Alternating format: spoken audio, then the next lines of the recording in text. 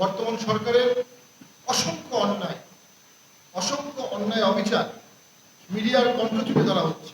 দ্রব্যমূল্য বাড়ছে, প্রচুর গার্মেন্টস বন্ধ হয়ে যাচ্ছে, মবে মানুষ মারা গেছে, 140 জন মানুষকে পিটিয়ে মারা হয়েছে, এমন 40 জনকে ক্রসফায়ার করা হয়েছে গত 1 বছর।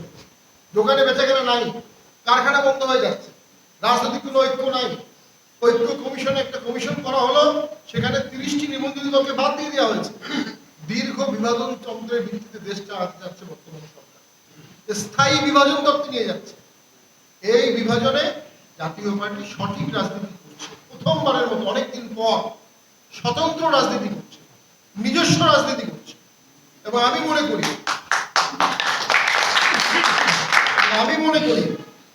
এখানে 91 সালে জাতীয় পার্টির চেতনা এসেছিল, তার থেকে বিপুল চেতনায় আবার জাতীয় পার্টি পুনর্ভাব হচ্ছে ইনশাআল্লাহ।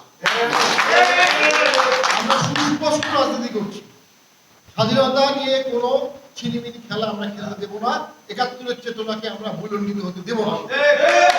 বাংলাদেশের স্বাধীনতা সার্বভৌমত্ব আমরা সঠিক রাখবো, অন্তর্ভুক্তিমূলক রাজনীতির পক্ষে আমরা থাকবো। সেজন্য আমাদের সংগঠনগুলোকে শক্তিশালী করা অত্যন্ত প্রয়োজন। কুড়িগ্রামে প্রত্যেক উপজেলায় আমাদের প্রচুর ভোট আছে, প্রত্যেক আসনে আমাদের প্রচুর ভোট আছে, কিন্তু বাস্তব কথা হলো 4টা আসনে যোগ্য 4টা প্রার্থী আমরা বের করতে পারি এখন। এর পিছনে কারণ হচ্ছে আমরা কোনো সাংগঠনিক কার্যক্রম স্থবির হয়ে গেছে। কিসের ভয় আপনাদের? কিসের ভয়টা কিসের? আমি কোনো ভয় পাই না, ভয়ের কোনো কারণ দেখি না। আজকে মেয়র ভাই উনি সবসময় নিবৃত্তচারী একজন রাজনীতিবিদ, কিন্তু উনি অনেক বড় মাপের রাজনীতি। ইয়াসিন ভাই নিবৃত্তচারী কিন্তু অনেক বড়। গত আন্দোলনের পর থেকে তারা কিন্তু এখন জাতীয় পর্যায়ের নেতা, বড় বড় নেতা। তারা বক্তব্য দিলে এখন লক্ষ লক্ষ লোক শুনে।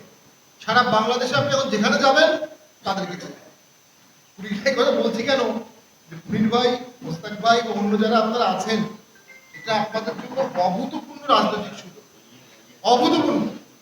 আপনার জেলা পর্যায় থেকে এখন জাতীয় পর্যায়ে নেতা হওয়ার সুবর্ণ সুযোগ তৈরি হয়ে গেছে।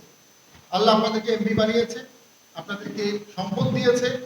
দেশের স্বার্থে সাহসিকতার সাথে জাতীয় পার্টিটাকে ঢেলে সাজান, সাহসের সাথে দেখবেন রাজনীতি আপনার কাছে কত দ্রুত আপনাকে কোথায় নিয়ে যাবে। আমরা সবাই ঝুঁকিতে আছি, আমরা অনেক শিক্ষা প্রতিষ্ঠান চালি, অনেক প্রতিষ্ঠান চালি, তারপরে ম্যাচের বারুদের বাক্সের মতো ছোট একটা ভুল সব ধ্বংস করে ফেলতে পারে। তারপরে তো রাজনীতি করতে হবে সাহসিকতার সাথে। আমি যেটা অনুভব করি, অসংখ্য ফোন কল আমার